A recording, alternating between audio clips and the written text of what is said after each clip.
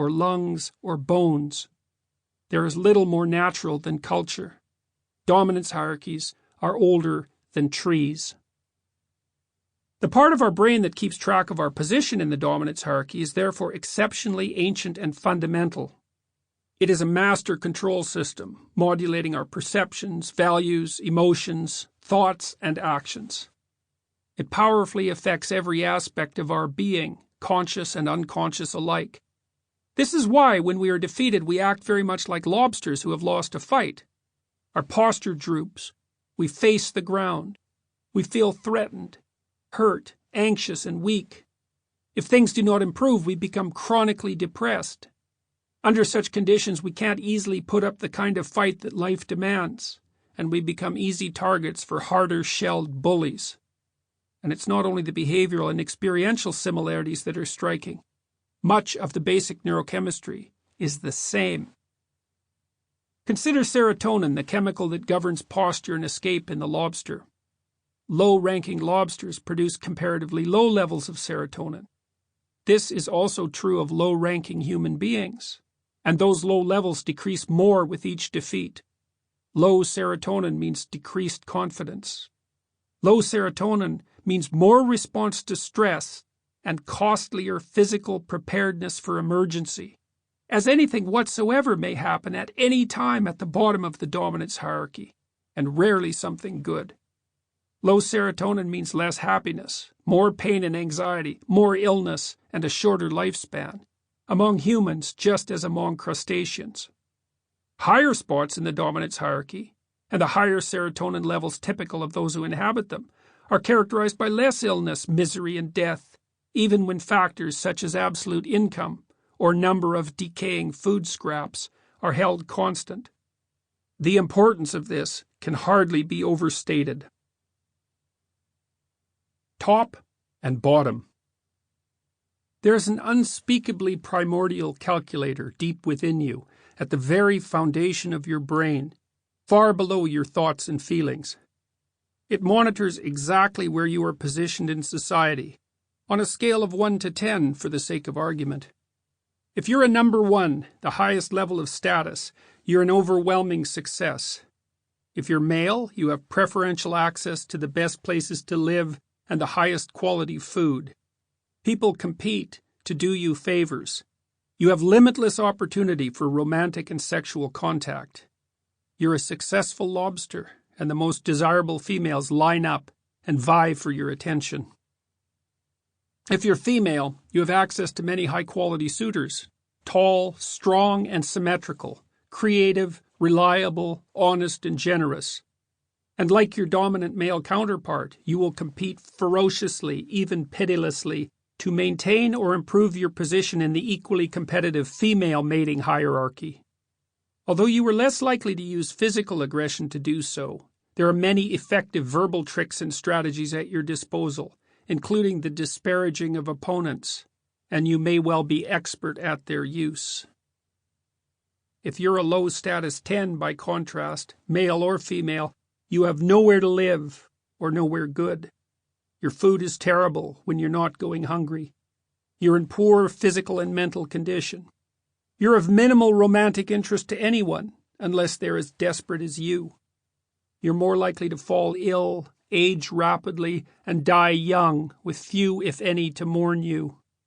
Even money itself may prove of little use. You won't know how to use it, because it's difficult to use money properly, particularly if you are unfamiliar with it. Money will make you liable to the dangerous temptations of drugs and alcohol, which are much more rewarding if you've been deprived of pleasure for a long period. Money will also make you a target for predators and psychopaths who thrive on exploiting those who exist on the lower rungs of society. The bottom of the dominance hierarchy is a terrible, dangerous place to be. The ancient part of your brain specialized for assessing dominance watches how you are treated by other people. On that evidence, it renders a determination of your value and assigns you a status. If you are judged by your peers as of little worth, the counter restricts serotonin availability. That makes you much more physically and psychologically reactive to any circumstance or event that might produce emotion, particularly if it is negative. You need that reactivity. Emergencies are common at the bottom, and you must be ready to survive. Unfortunately, that physical hyper-response, that constant alertness, burns up a lot of precious energy and physical resources. This response is really what everyone calls stress, and it is by no means only or even primarily psychological. It's a reflection of the genuine constraints of unfortunate circumstances. When operating at the bottom, the ancient brain counter assumes that even the smallest unexpected impediment might produce an uncontrollable chain of negative events, which will have to be handled alone, as useful friends are rare indeed on society's fringes. You will therefore continually sacrifice what you could otherwise physically store for the future, using it up on heightened readiness and the possibility of immediate panicked action in the present. When you don't know what to do, you must be prepared to do anything and everything in case it becomes necessary. You're sitting in your car with the gas and brake pedals both punched to the mat. Too much of that and everything falls apart. The ancient counter will even shut down your immune system, expending the energy and resources required for future health now during the crises of the present. It will render you impulsive, so that you will jump, for example, at any short-term mating opportunities or any possibilities of pleasure, no matter how subpar, disgraceful, or illegal. It will leave you far more likely to live or die carelessly for a rare opportunity at pleasure when it manifests itself. The physical demands of emergency preparedness will wear you down in every way. If you have a high status, on the other hand, the counter's cold, pre-reptilian mechanics assume that your niche is secure, productive, and safe, and that you are well buttressed with social support. It thinks the chance that something will damage you is low and can be safely discounted. Change might be opportunity instead of disaster. The serotonin flows plentifully. This renders you confident and calm, standing tall and straight, and much less on constant alert. Because your position is secure, the future is likely to be good for you. It's worthwhile to think in the long term and plan for a better tomorrow. You don't need to grasp impulsively at whatever crumbs come your way, because you can realistically expect good things to remain available. You can delay gratification without foregoing it forever. You can afford to be a reliable and thoughtful citizen. Malfunction. Sometimes, however, the counter mechanism can go wrong. Erratic habits of sleeping and eating can interfere with its function. Uncertainty can throw it for a loop.